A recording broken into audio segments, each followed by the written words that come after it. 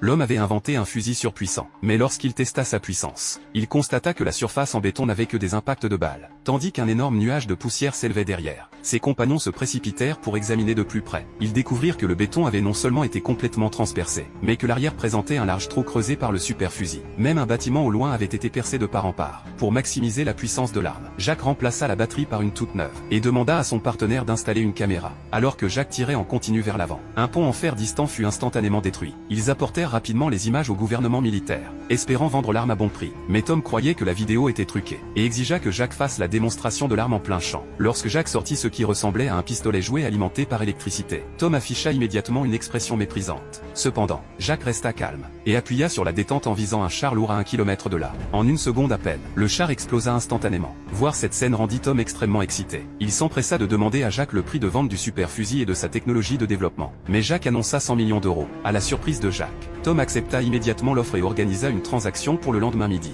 De retour, Tom enquêta immédiatement sur la situation familiale de Jack. Bientôt, l'heure de la transaction arriva. Jack pensait que tout se passerait sans encombre.